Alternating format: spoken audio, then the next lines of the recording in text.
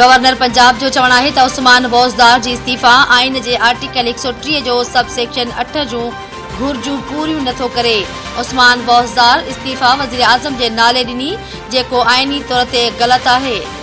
Governor Usman बौज़दार जी इस्तीफ़ा रद्द करे Punjab assembly के स्पीकर के खत लिखी छॾियो।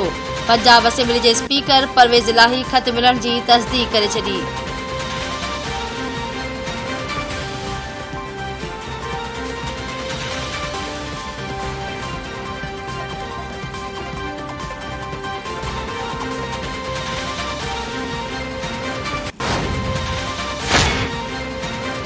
कौमी असेंबली जो स्पीकर लाहौर हाई कोर्ट के हुकुम ते अज हमज़ा शहबाज के वडे वज़ीर तौर कसम खणाईंदो।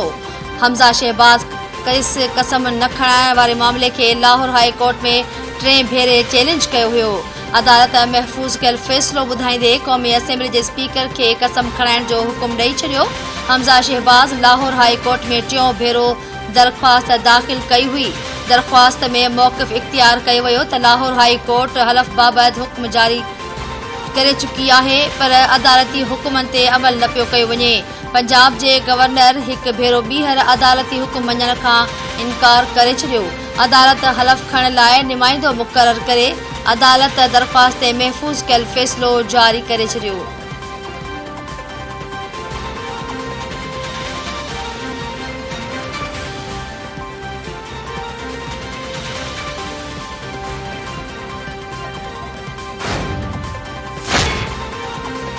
सऊदी अरब के शहर जिद्दा में वज़ीर आज़म शहबाज शरीफ के वली अहद मोहम्मद बिन सलमान से मुलाकात लाइ आमद वक्त वज़ीर आज़म की शानदार आजियां गार्ड ऑफ ऑनर भी पेश किया वियो।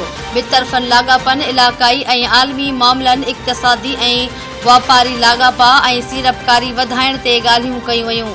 पाकिस्तान में अफरादी कुवत लाइ वधीक मौक़ा पैदा करण ते भी ॻाल्हियूं थियूं। परदेही मामलन जो वज़ीर बिलावल भुट्टो ज़रदारी ख्वाजा आसिफ मरियम औरंगज़ेब और नाणे वारो वज़ीर मिफ्ता इस्माइल भी मुलाकात में मौजूद रहा। मुलाकात बाद वज़ीर आज़म शहबाज शरीफ उम्रो अदा करण मक्के शरीफ पहुंची वियो।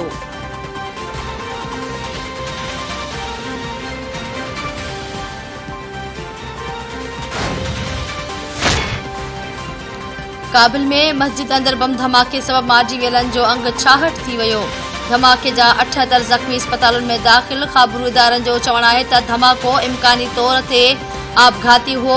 धमाके वक्त गडियल क़ौमन जा 2 अहलकार मस्जिद में मौजूद हुआ।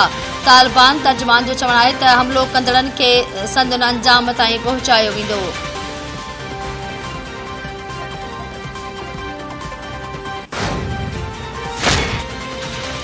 मुल्क में गुज़िरियल 24 कलाकन दौरान कोरोना विघे का भी फौतगी साम्हूं न आई। सेहत के क़ौमी इदारे NIH मुल्क में 65 नवां केस ज़ाहिर थियण की तस्दीक करे छॾी।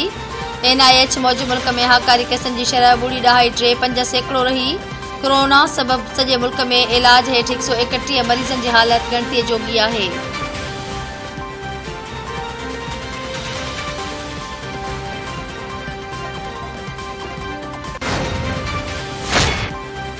ईद दौरान कराची समेत मुख्तलिफ शहरन में मिट्टी के तूफ़ान और बरसात जो इम्कान। मौसमियात खाते जो चवण है त अलहंदे हवाउन जो सिलसिलो 1 मई का मुल्क के ओलहंदे इलाकन ते असरअंदाज थियण जो इम्कान है। जंहिं करे ईद वारन 3 ॾींहंनि में आंधारी तेज़ हवाऊं और गजगोड़ से मींह पइजी सघे थो। कराची, हैदराबाद, मीरपुर खास, बदीन, ठट्टे, जेखमाबाद, सखर, लाड़काणो और ॿियनि इलाक़नि में गजगोड़ से बरसात की अॻकथी।